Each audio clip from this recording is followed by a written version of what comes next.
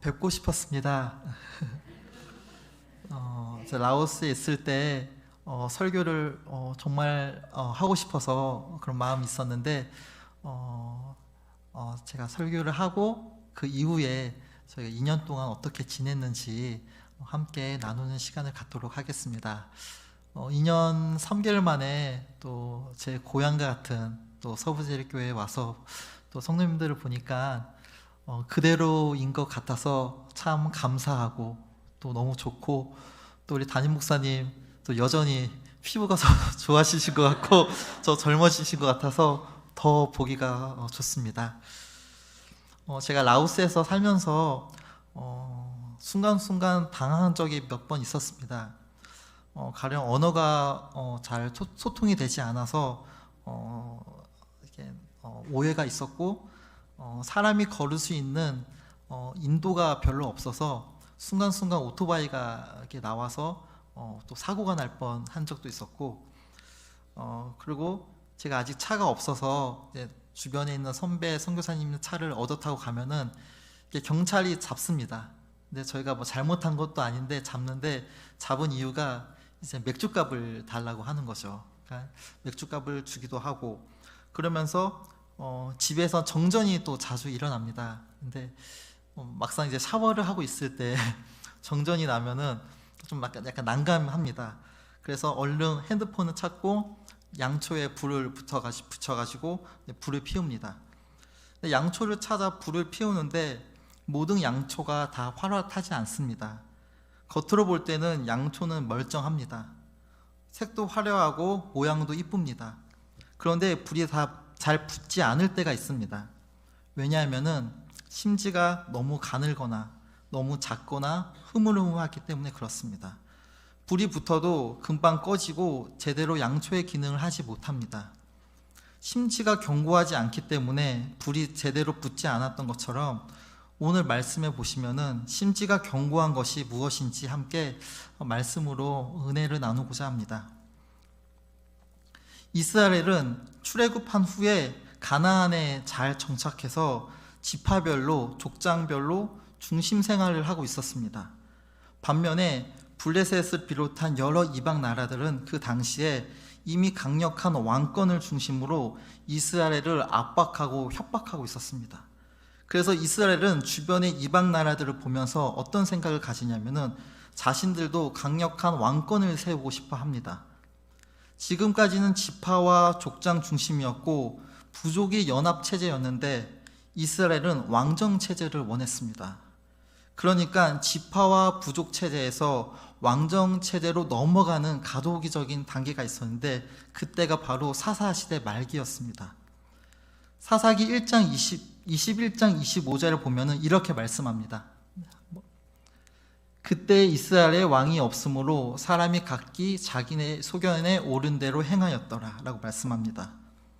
사사 시대는 사사를 중심으로 지파와 부족 연합이 사회, 정치, 경제 체제를 유지해 온 시대였습니다. 왕이 없었기 때문에 각기 자기의 소견대로 행했던 거죠. 왕이 없었다는 것은 다른 이방 나라들이 세운 왕이 없음을 의미하기도 하지만, 사실은 진짜 왕이신 하나님의 통치를 거부하고 이방의 우상을 섬겼기 때문에 왕이 없다는 것을 간접적으로 표현한 것입니다. 사사시대 말기에는 종교적, 도덕적으로 극도로 타락했던 시대였습니다. 사회 곳곳이 어두웠고 혼란했고, 하나님의 존재가 무색할 만큼 하나님을 무시했고, 하나님과 상관없이 사는 것이 당연한 때였습니다. 심지어 같은 종족끼리 싸웠는데 무려 사사기에는 5번 정도 이렇게 나옵니다.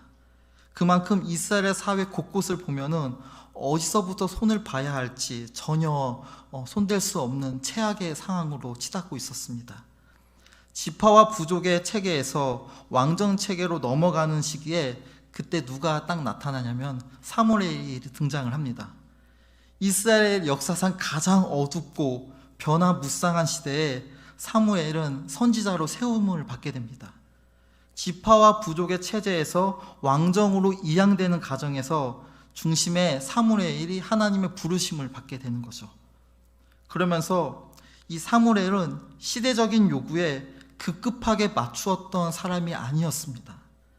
그 시대적인 흐름에 몸을 맡겨 그 흐름을 따라갔던 자도 아니었습니다. 그 시대적인 상황에 따라 욕구를 충족시켰던 사람도 아니었습니다. 시대적인 외침에 같이 동조하여 외쳤던 사람도 아니었습니다. 사무엘은 그는 혼란과 혼돈의 시대에 마음을 지키면서 동시에 하나님의 진리도 지켰던 사람이었습니다. 혼란과 혼돈이 가중될수록 그는 더 하나님의 말씀, 그 진리에 집중했고 주장했고 증거했고 선포했던 것입니다.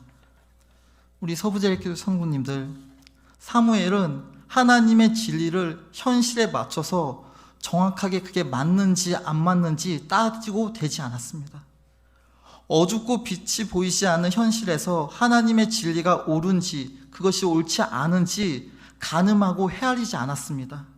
사무엘은 오직 생명의 주인이신 창조주 하나님의 말씀이기 때문에 그 진리를 생명처럼 붙잡고 있었을 뿐이었습니다. 사사시대 말기는 모든 것들이 다 휩쓸어 떠내려 가던 때였습니다. 사랑과 공의가 떠내려 갔습니다. 희락과 화평이 떠내려 갔습니다. 자비와 인애가 떠내려 갔습니다. 모든 것들이 휩쓸어 떠내려 갈 때 사무엘은 하나님의 말씀인 진리를 생명처럼 붙잡고 있었습니다. 주변의 사회와 정치와 문화가 급격하게 변화되는 상황입니다. 모든 이들이 사회적인 흐름에 편승하고 거기에 따라가고 시대적인 유행에 따라가는 상황이었습니다. 그러나 사무엘은 자신의 삶에서 가장 중요한 진리를 그 시대적인 요청에 따라 퇴색하거나 바꾸거나 대신하거나 변경하거나 교체하지 않았습니다. 하나님의 말씀은 하나님의 말씀 그대로, 진리는 진리 그대로 자신의 생명으로 여겨 부들부들 떨면서 그 진리를 붙잡고 있었던 것입니다. 사무엘과 동시에 살았던 엘리의 두 아들인 홈리와 비느하스를 우리가 잘 알고 있습니다. 어떤 사람이 제사를 드리고 있는데 고기를 삶고 있을 때였습니다. 이때 홈리와 비느하스가 딱 나타나서 자기가 갖고 있는 갈고리로 이 고기를 먼저 건집니다. 그러니까 하나님께서 먼저 드려야 할 바쳐야 할 기름을 이게 분류가 되기 전에 먼저 그들은 와서 좋은 고기를 가로챕니다. 권력으로 윽박질러서 고기로 강제로 빼앗죠. 그러면서 사무엘상 2장 17절에 이렇게 말씀합니다.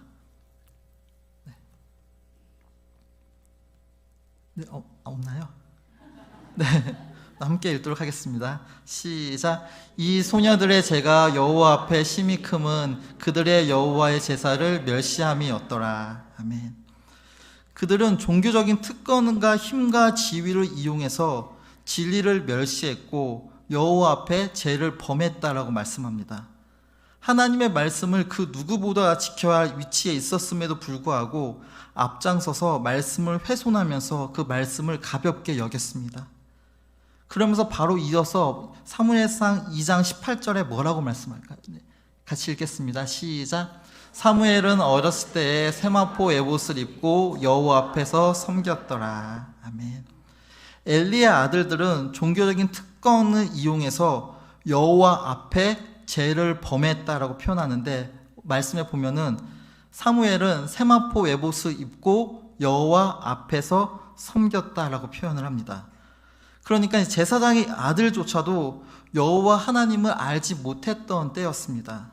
하나님께 드리는 제사는 율법을 따르지 않았고 제사장들의 편의와 기분에 따라 마음대로 드렸던 때였습니다.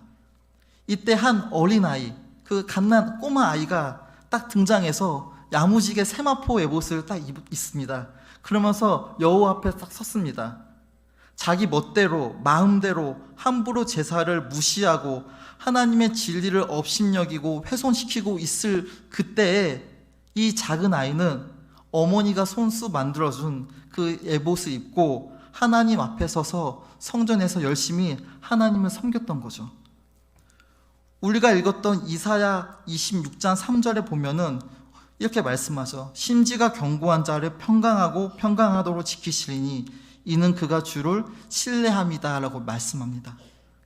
그러니까 심지가 견고한 자는 어떻게 표현을 하냐면은 주님을 신뢰하는 자다라고 표현을 합니다. 혼탁하고 어지러운 세상에서 사무엘은 주님 한 분만 신뢰를 했던 거죠.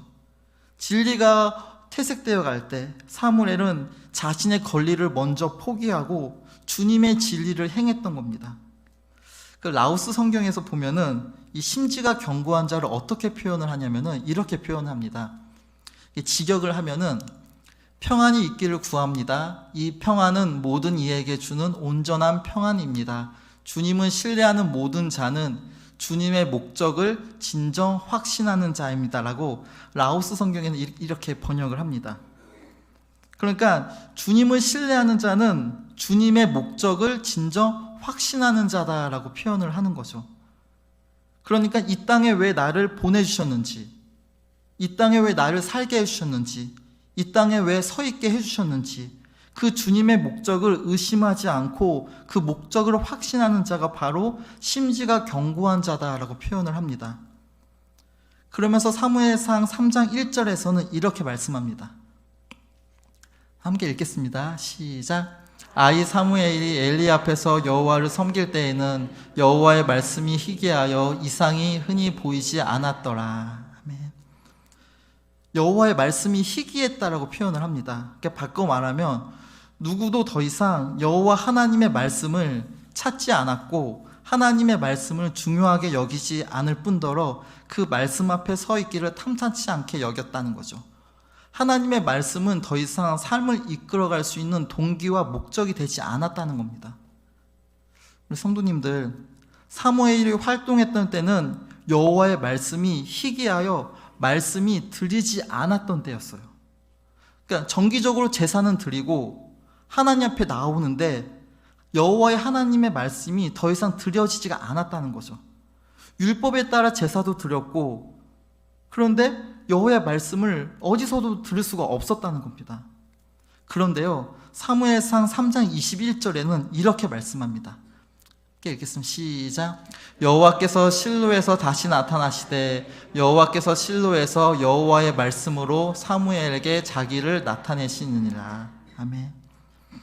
그 대제사장들조차도 하나님의 말씀이 들리지 않았던 때였어요. 여호와의 말씀이 희귀하던 때였습니다. 여호와의 말씀이 온전하게 들리지 않았던 때였습니다. 영적 암흑기를 살아가고 있을 때 이 어린 아이에게 여호와의 말씀이 들려지기 시작합니다. 당시 누구에게도 허락되지 않았던 하나님의 말씀이 이 아이에게 임해지게 된 거죠. 우리는 어떻습니까? 하나님의 말씀이 들려지십니까? 그 하나님의 말씀이 우리의 심령을 휘어잡아 우리의 심령을 가난하게 만들어 하나님 한 분만 바라보게 하십니까? 하나님의 말씀이 우리가 믿음의 발자국을 내딛도록 우리의 심령을 휘어잡고 있습니까?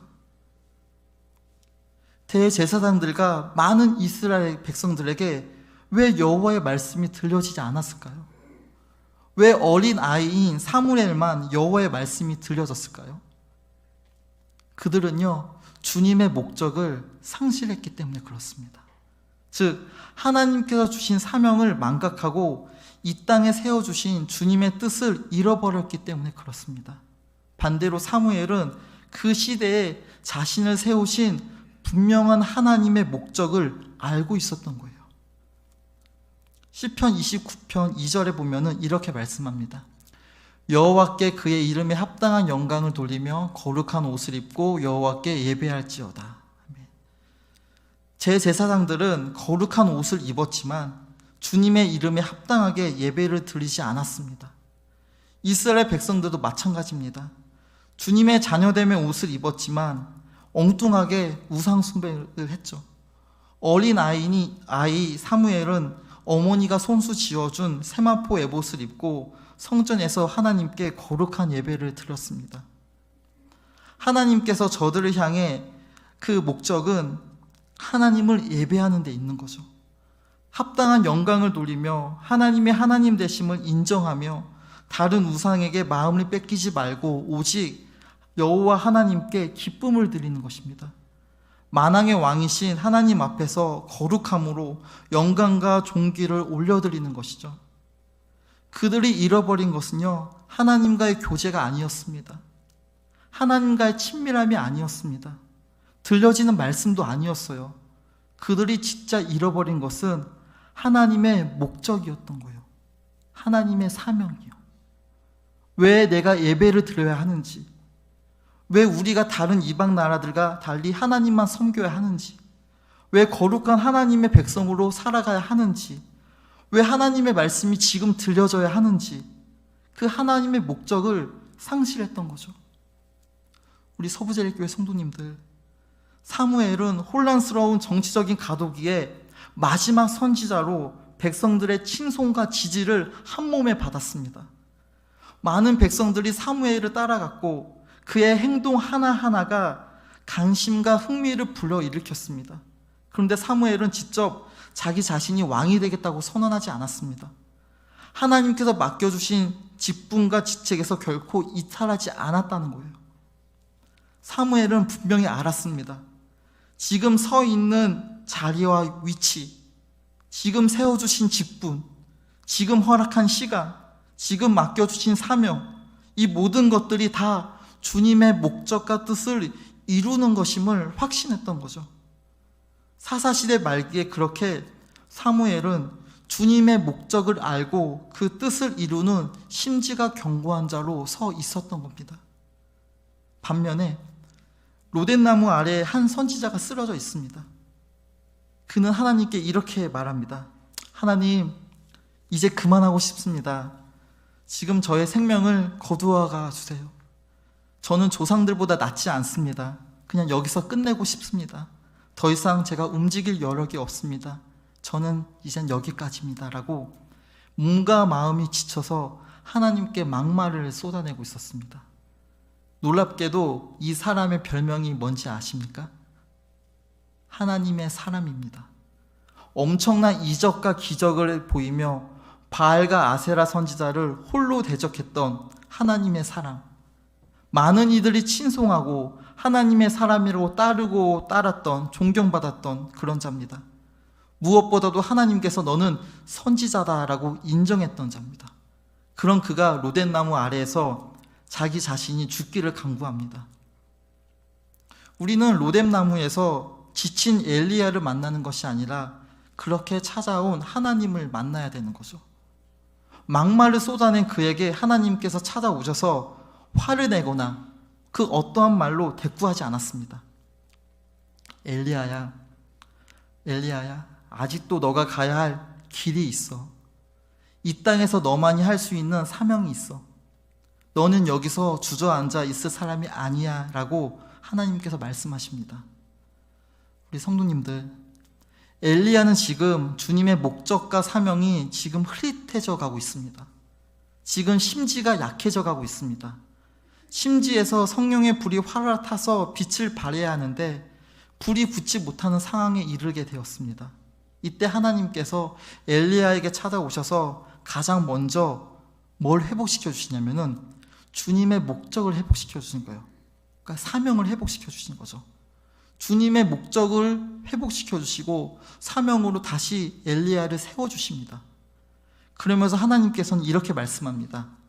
하사엘에게 가서 기름을 부어 아람의 왕이 되게 하고 에후에게도 가서 기름을 부어 이스라엘의 왕이 되게 하고 엘리사에게도 가서 기름을 부어 너를 대신하는 선지자가 되게 하라라고 하나님의 구체적인 목적을 선포합니다. 그게 엘리야에게 다시 사명을 주시는 거죠. 하나님께서는 결코 엘리야를 포기하지 않으셨습니다. 깨워서 흔들고 먹이시고 보살피셔서 하나님의 뜻대로 인도해 주시죠. 무엇보다도 엘리야가 주님의 목적을 잊지 않고 사명의 길을 계속 걸어갈 수 있도록 세심하게 말씀해 주셨습니다. 엘리야만이 쓸 수 있는 하나님의 역사의 한 페이지를 완성할 수 있도록 하나님은 그렇게 엘리야를 깨워주셨던 겁니다. 하나님은 여전히 엘리야를 붙잡아서 하나님의 역사를 진행하고 계셨던 겁니다. 마찬가지입니다. 우리 한 사람 한 사람을 향한 주님의 분명한 목적과 뜻이 있습니다. 그리스도인들은 흔들리는 세상 속에서 유연성을 따라 살아가는 자가 아니라 주님의 목적을 확신하며 사명을 따라가는 자들이죠.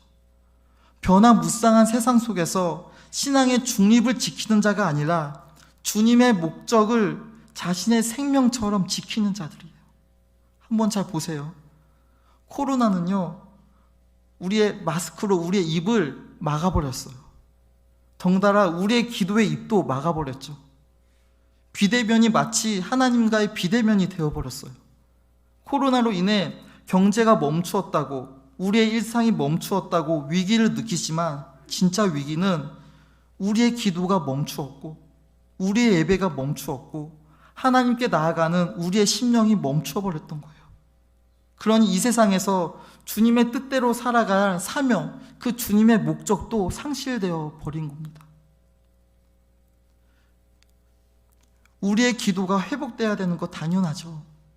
교회가 부흥되는 거 당연하죠. 그런데 그보다 우리의 사명이 회복돼야 돼요. 나를 향한 하나님의 목적이 회복되어야 합니다. 이 땅에서 우리의 사명과 주님의 뜻하신 목적이 무엇입니까? 하나님을 영원토록 찬양하고 기뻐하며 예배하며 하나님께 나아가는 것이 아닙니까? 고린도전서 1장 9절에 보면은 이렇게 말씀합니다. 우리말 성경인데 함께 읽겠습니다. 시작. 하나님께서는 신실하신 분입니다. 여러분은 하나님의 신실하심으로 인해 그분의 아들 예수 그리스도 우리 주와 함께 교제하도록 부르심을 받았습니다. 네, 쉬운 성경도 한번 보시겠습니다. 네, 여러분을 부르셔서 그의 아들이신 우리 주 예수 그리스도와 사귐을 갖게 하신 하나님은 신실하십니다. 아멘. 우리를 부르신 목적과 이유는 분명합니다. 이 땅에서 우리의 사명도 확실하죠. 우리가 지금 숨을 쉬고 살아가는 목적은 바로 주님과 교제하기 위함이고 주님과 사귐을 갖기 위함입니다. 우리가 지금 예배드리는 것도, 말씀을 보고 기도하는 것도, 사역하고 선교하고 봉사하는 것도 먼저 1차적으로는 주님과 교제하고 친밀한 사귐을 갖기 위함인 거죠. 그렇게 주님과 교제하고 친밀한 사귐을 기뻐하는 자가 바로 심지가 견고한 자다라고 표현을 합니다. 어쩌면 우리의 비극은 주님의 목적과 뜻과 상관없이 예배를 드리고 있지 않은지 모르겠습니다. 거룩함이 아니라 행복함을 소원하고 있지 않은지 모르겠습니다. 주님과의 사귐과의 별개로 지금 주님과 거리두기를 하고 있지 않은지를 다시 한번 생각해 봤으면 좋겠습니다. 우리는요, 엘리야처럼 심지가 약해질 수 있습니다. 심지가 흐물흐물해져서 가늘어져서 불이 잘 붙지 않을 수도 있습니다. 나를 향한, 우리를 향한 주님의 목적과 뜻이 흐릿해질 수도 있습니다. 연약해서 주님의 사명을 내려놓기도 하고 포기할 수도 있고, 아니 더 나아가서 주님과의 교제가 더 부담이 되고 친밀함이 사라질 수 있습니다. 그런데 주님은요, 우리에게 이렇게 말씀하십니다. 마태복음 12장 20절에 이렇게 말씀하죠. 네, 제가 읽어드리겠습니다. 상한 갈대를 꺾지 아니하며 꺼져가는 심지를 끄지 아니하기를 심판하여 이길 때까지 하리니 라고 말씀합니다.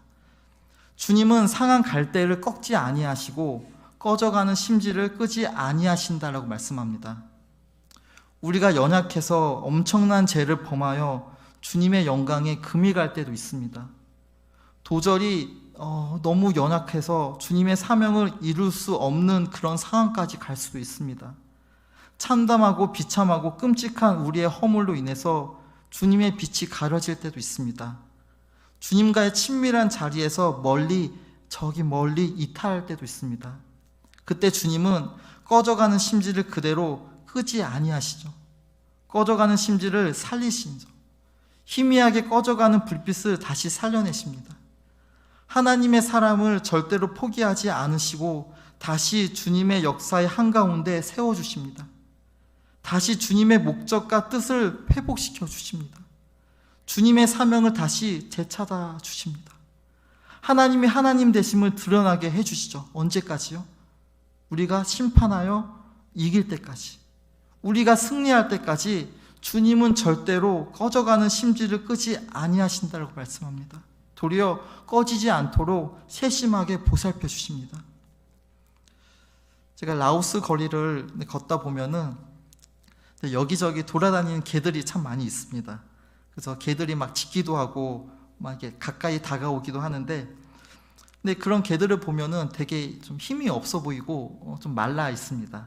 그래서 음식점을 이제 이게 어스렁어스렁 거리면서 있는데, 제가 어느 날 제 아는 선교사님이 그 개를 한 마리 일주일 정도 맡겨 놓은 적이 있습니다. 그 선교사님이 지방으로 간다고 해서 일주일 정도 그 개를 이제 맡겨서 이제 간식을 주고 뭐 장난감 사주고 뭐 같이 놀고 산책시키고 막 그랬는데, 그러면서 저도 모르게 이런 말이 나왔습니다. 야, 너 주인 잘 만나서 호강하는구나 라는 말이 나왔습니다. 그러니까 주인이 없는 개는 뭔가 씻지도 못하고 제대로 먹지를 못합니다. 그 언제 위험에 처해 있는지 알 수가 없습니다. 누구도 그 개를 돌봐주지 않습니다. 그러나 주인이 있는 개는 주인의 보살핌 속에서 살아가고 주인의 시선에 늘 있습니다. 주인의 애정을 받게 되죠. 마찬가지입니다. 주인이 없는 자와 주인의 있는 자는 이 땅에서 극명하게 달라집니다. 심지를 결코 끄지 아니하시는 분은 우리의 주인 되시죠. 꺼져가는 심지를 살리시는 분도 우리의 주인 되십니다. 처음과 끝이 되시고 이미 오셨고 장차 오실 분도 우리의 주인이 되십니다. 그 주인 앞에 우리 겸손하고 진실하게 서서 주님의 목적과 사명을 다시 인지했으면 합니다. 아니, 이 땅에서 살아가는 그 목적과 뜻을 다시 회복했으면 좋겠습니다. 지금도 주님의 역사 한가운데 서 있음을 기억하며 하나님과의 친밀한 교제로 나아가기를 간절히 소망합니다. 3절을 보시면은 심지가 견고한 자를 평강하고 평강하도록 지켜주신다라고 말씀합니다. 주님의 목적을 확신하며 주님의 사명을 이루는 자에게는 하나님은 편안이 아닌 평안을 주신다라고 말씀합니다. 우리는 세상 속에서 편안하게 사는 자가 아니라 사명의 자리에서 주님의 평안을 누리며 살아가는 자들입니다. 그 부르신 사명의 자리에서 주님만이 주시는 그 평안으로 살아가는 자들이죠. 우리 귀한 성도님들, 하나님께서는요 결코 상황을 먼저 풀어주지 아니하십니다. 상황을 먼저 해결해 주지 아니하세요. 우리는 상황에 집중하고 상황에 따라서 우리의 심령이 자주 바뀝니다. 하지만 하나님은 우리의 심지를 더욱더 견고하게 만들어 주셔요. 그러면서 주님의 목적과 뜻을 다시 한번 각인시켜 주셔서 확인시켜 주셔서 먼저 샬롬을 주십니다. 평안으로 이끌어 주셔서 이 믿음의 눈으로 이미 바뀐 그 상황을 보게 만들어 주셔요. 하나님은 우리가 원하는 방향으로 이끄실 의무가 없습니다. 우리가 바라는 상황으로 이끄실 의무가 없습니다. 다만 하나님과의 친밀한 교제 속에 우리가 평안을 누리며 사명의 자리에서 이탈하지 않고 심지가 견고한 자로 서 있기를 원하시는 거죠. 말씀을 이제 잠깐 정리하면은, 우리가 인생의 여정은 마치 강야와도 같습니다.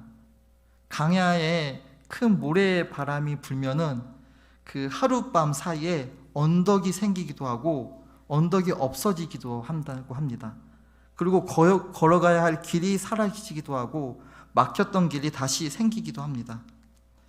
그래서 강야에서 걷는 것은 어떠한 길을 걸어가야 하는지 그 누구에게도 물을 수 없는 그런 여정입니다. 사무엘이 혼란스러운 정치적인 가도기의 강야를 지나가고 있을 때 사무엘은 자신을 부르신 주님의 목적을 확신하며 그 사명의 자리에서 주님과 친밀한 교제를 누렸습니다. 그래서 이 사무엘은 심지가 견고한 자로 그렇게 서 있었던 거죠. 반면에 하나님의 사람이라는 별명을 가진 그 엘리야는 강야에서 길을 잃고 털썩 주저앉고 있을 때였습니다. 그때 하나님께서는 엘리야에게 찾아오셔서 주님의 목적과 사명을 다시 회복시켜 주십니다. 그렇게 하나님께서 그 엘리야를 다시 심지가 견고한 자로 세워주셨습니다. 우리 스스로 심지가 견고한 자로 서 있을 수 없습니다. 예수 그리스도께서 가시 면류관을 쓴 대신 우리는 생명의 면류관을 쓰게 되었습니다. 우리 안에 예수 생명이 흐르고 있기 때문에 하나님께서 우리의 실패와 어떠함에 상관없이 심지가 견고한 자로 세워주실 것입니다. 그래서 바라기는 우리 귀한 서부제일교회 성도님들, 심지가 견고한 자로 이 땅에 보내주신 그 주님의 목적과 그 사명을 다시 한번 확인해 보시고 친밀한 교제 가운데서 하나님만이 주실 수 있는 온전한 평안을 누리기를 간절히 소망합니다. 네. 네. 네. 그 이제 선교 부고를 이제 할 텐데 그 전에 그 특송을 이렇게 하면 될까요? 네.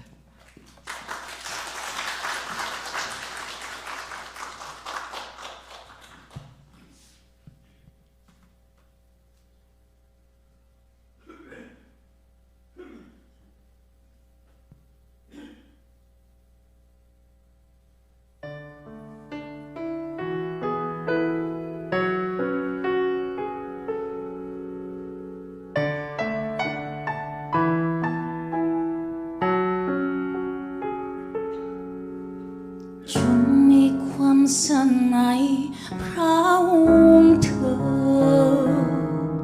พระองค์เป็นทุกสิ่งเป็นทุกอย่างที่ใจของเราเข้าพึ่งพาจงมีความสันในพระองค์เธอพระองค์เป็นทุกสิ่งเป็นทุกอย่างที่ใจของเราเข้าพึ่งพามีความสานน้อยหนึ่งภูเขาก็เลื่อนได้เปลี่ยนสิ่งหายหนักใจกลายเป็นดีความสาวาสนาห่วมกันใส่ลิเดจะได้เห็นถึงการอัศจรรย์บุญคนนั้นที่เขาให้พระเยซูทรงรักษาตามพระสัญญาที่ทรงประทานให้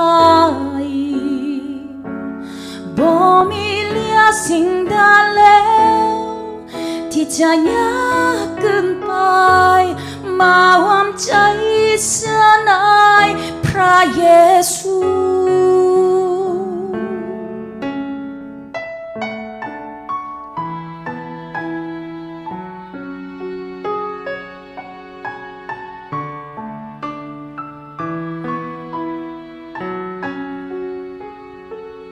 มีความสานน้อยหนึ่งภูเขาก็เลื่อนได้เปลี่ยนสิ่งหายหนักใจกลายเป็นดีความสว่างความเศร้าความใจหายหลีกเดจะได้เห็นถึงการอัศจรรย์บุญคนนั้นที่เขาให้พระเยซูทรงรักษาตามพระสัญญาที่ทรงประทานให้บ่มีเหลือสิ่งใดแล้วที่จะยากเกินไปมาหวามใจเสื่อในพระเยซูบุญคนนั้นที่เขาให้พระเยซูทรงรักษาตามพระสัญญาที่ทรงประทานให้บ่มีเหลือสิ่งใดแล้วที่จะยากเกินไปมาหวามใจเสื่อในพระเยซูมาหวามใจเสื่อใน